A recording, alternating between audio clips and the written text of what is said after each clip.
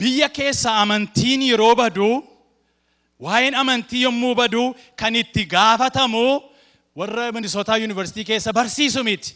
Isaan barsiisaa jedhee Waaqayyotti hin kennu. Isaan yoo sirrii miti jedhanii yoo waan barbaadan dubbatanii macaafni qulqulluun sirrii miti jedhanii yoo dubbatanis dhimma isaati jedhee dura darba namni. Garuu when a pastor teaches, paastoriin garuu sirrii miti jedhee yeroo barsiisu macaafni qulqulluun.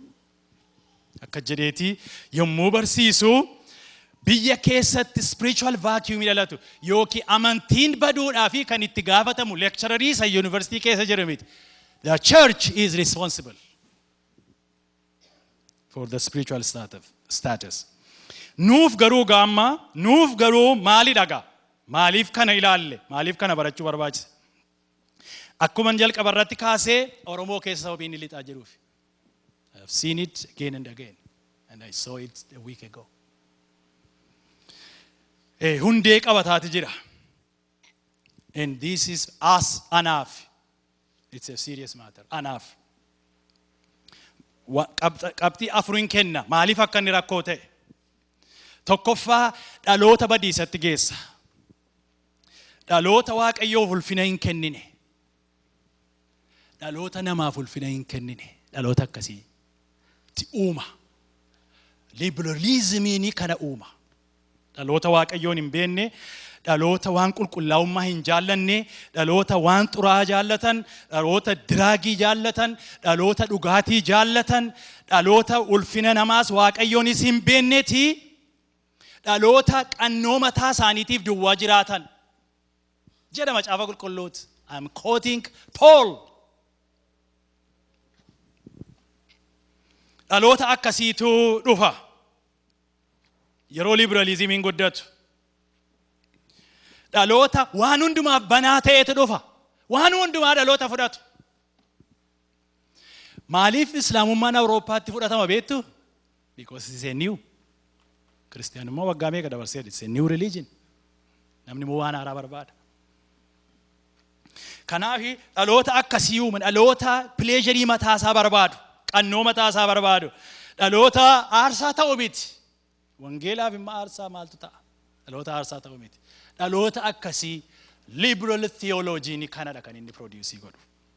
Lammaffaa ergaa wangeelaa cabsa, ergaa wangeelaa paralyze godha.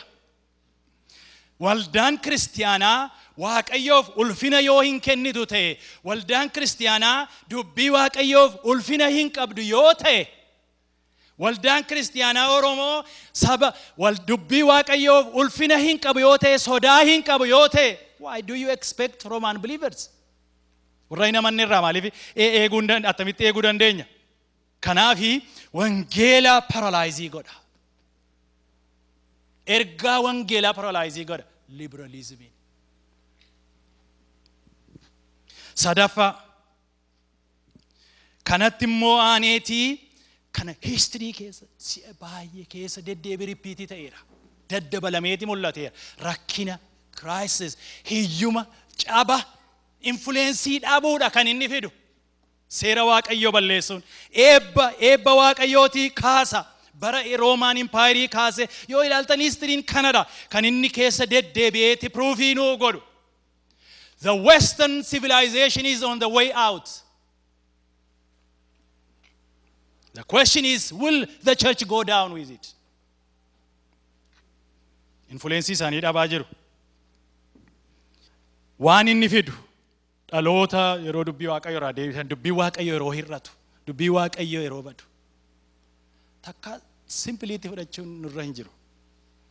Ani amma namaan murmuufanis dubbadha miti.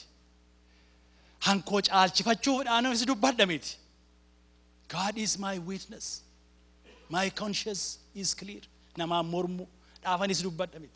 Nama gara biraa xinneessuufaanis dubbadha miti. Garuu I think I have a responsibility.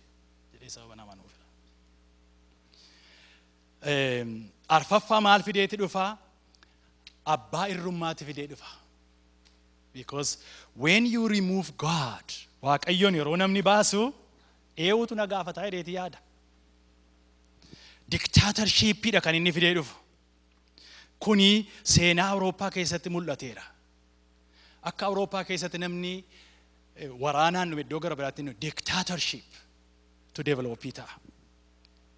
Kan nama sodaachisu garuu Oromoo keessatti warra Awurooppaallee bara dheeraa diimokiraasii keessa sababa turaniifi isaanillee baay'ee itti fudhataa namoonni ittiin mormanis baay'eedha. Oromoo is powerless. Yeroo dictatorshipiin dhufeeti qabatu. Dictatorshipii dhumti kan Oromoo yeroo inni dhufee qabatu jechuudha. Yeroo baay'ee sagalee tokko dhageessu jecha tokko asoo waldaa keessattuu nam ta'u gaaf tokko keessummaan tokko yeroo dubbatu dhageessaniiti. Tolerance sagalee jedha tokko. Tolerance. Waliif obsu. Beettus they don't tolerate. Isaanii yaada isaaniirraa nama adda ta'ee yaada isaaniitiin nama mormu they don't tolerate. Dhugaa miti inni toleransiin sun. Toleransiin sun dhugaa miti. Kanaafi gaaffiin qabu ammas gidduma kana iyyuu kanan argaa jira. Nama isaaniin adda ta'e persecute gochuu, ari'achuu. This is the fruit of liberal theology. Kanaafi it's our choice.